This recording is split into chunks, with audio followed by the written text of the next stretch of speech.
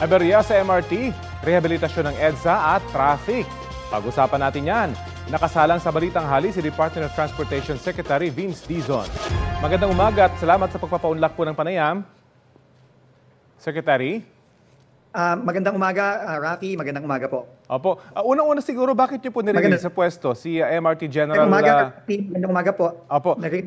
Bakit po niyo nirelieve si MRT3 General Manager Oscar Rabongon at meron na po ba siyang kapalit ngayon?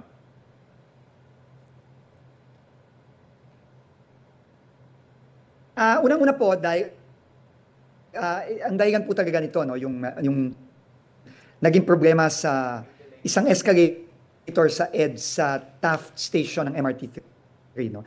Naayos naman ito, pero ang problema kasi dito, nasira siya ng Sabado ng umaga, nalaman ko lang na nasira, na-report lang sa akin na nasira nung may nag-viral na video ng Monday ng gabi, hating gabi na halos. At nung tumawag ako sa MRT3 management ng Tuesday ng umaga, hindi pa nagagawa. No? At yun po talaga ako medyo hindi naging masaya. No? Kasi itong mga ganitong mga bagay, ang pag-repair ng escalator, elevator, ng iba pang mga facilities dyan, dapat yan agad-agad pong ginagawa. Hindi po yan naghihintay ng 2, in this case, halos 4 na araw, no?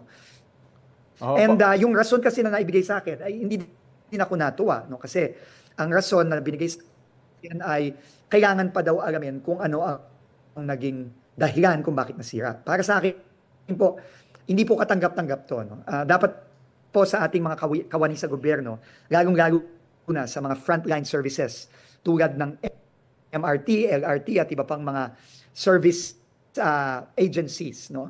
Kailangan pag may naging aberya, may nasira, kailangan po agad-agad pong inaayos yan. At ang nag-repair naman po nito, nagme-maintain nito, mga partners na Hapon na mabibilis kumilos. Ito yung Sumitomo Corporation of Japan. Nung pong nagbigay ako ng order na ayusin na yan ng Martes ng umaga, hapon po, alas 5 ng hapon, ayos na po siya. Okay. So ang ibig pong sabihin nun, kung ito ay ginawa nung Sabado, tapos na po sana to.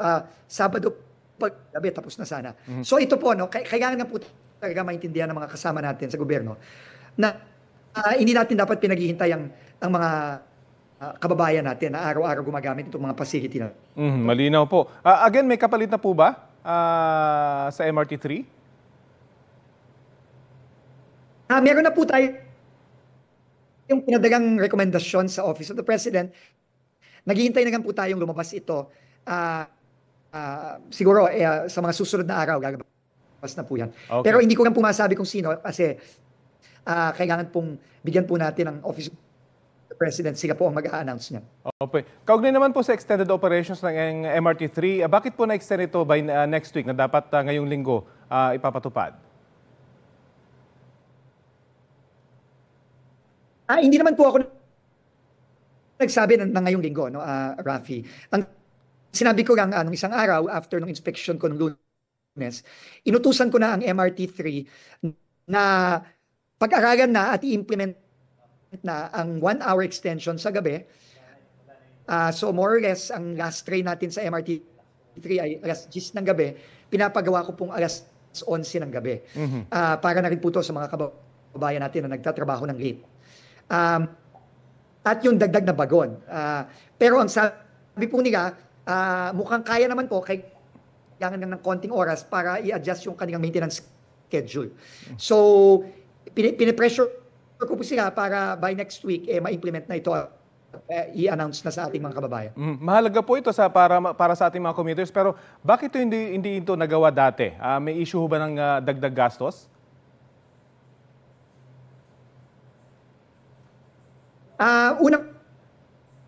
Una, kailangan kasing pag-aralan yung maintenance, no, para doon sa extension ng oras ng operation. May minimum kasi yan, no, and ako talaga ipilit ko lang ang ating mga operator at yung nag-maintain sa atin na yung minimum na maintenance time para lang ma-extend natin ng konti yung oras, hindi naman pwedeng makompromiso yun. No? So, gagawa naman nga ng paraan at mukhang kaya naman. No? Okay. Yung dagdag na bagawan, no, hindi ko alam bakit to hindi nagawa dati. So, pero para sa akin, kailangan talaga natin to, lalo na ngayon.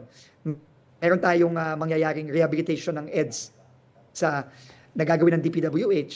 Kaya, kailangan dagdagan talaga yung bagon para mas maraming pwedeng makasakay sa MRT-3. Nabanggit niyo pa yung rehab ng EDSA. Kailan na po ito sisimulan? At anong difference niya dun sa mga nakaraang rehab ng EDSA kung saan every weekend ay sinasara yung ilang linya para sa rehabilitation?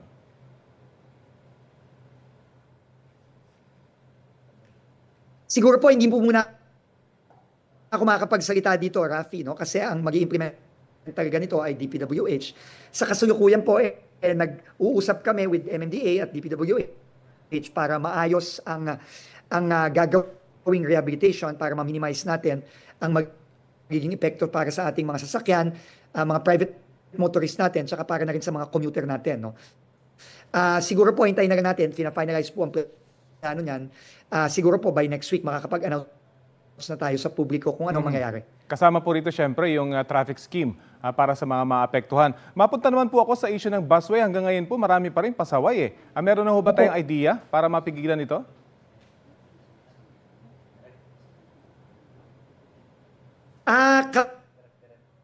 Kausap po natin gagi ang ating psych enforcers. Unang-una po, nananawagan po ako sa mga kababayan natin. No? Sana po, irespetuhin natin ang batas, no? Ang mga rules natin sa trapiko. Kasama na dyan, yung pagbabawal ng mga private vehicles sa busway. No? Bawal po talaga yan. No? Klaro po kung sino exempted dyan. Klaro po kung kailan pwedeng may exemption. Kaya po sana po, no? Kung ayaw po natin maaberya, dahil sa, obviously, ititikitan tayo. Kasi po kung talagang tuloy-tuloy po ang violation, baka mapigitan po tayo na magtaas ng mga fine, no? Na ayaw naman natin gawin, pero kung talagang marami pa ring pasaway, baka mapigitan na tayong itaas lalo ang fines dito. So talagang kooperasyon ng motorista ang inyong hinihingi. Malipat naman po tayo sa isinusulong nyo na privatization sa critical transport projects. Paano nyo po ito nakikita makatutulong para maayos yung ating transportation system?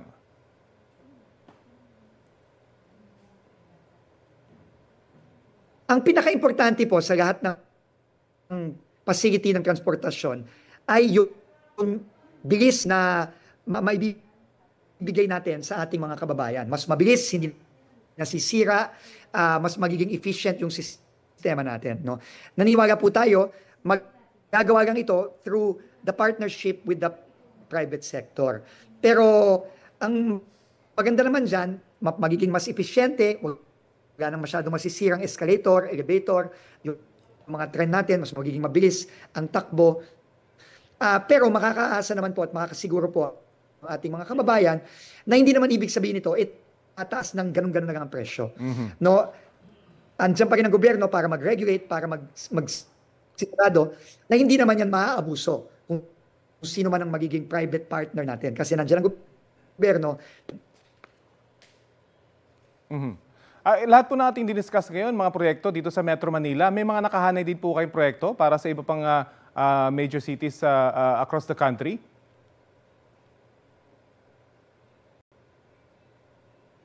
Opo, kasama po nga doon sa aming flagship list na ginabas, no, yung pinaka-importante at malalaki, yung pong Cebu BRT. So, nagpapasalamat po tayo sa Provincial Government of Cebu and sa City Government of Cebu dahil nagkaroon po kami ng napakagandang pag-uusap na 2 linggo na nakalipas at magkakaroon na po ng mas coordinated at consultative way of implementing this project, no, sa Cebu. Meron din po tayong Davao Public Modernization System. Ito po yung ating Davao Bus System na pinondoan po ng Asian Development Bank.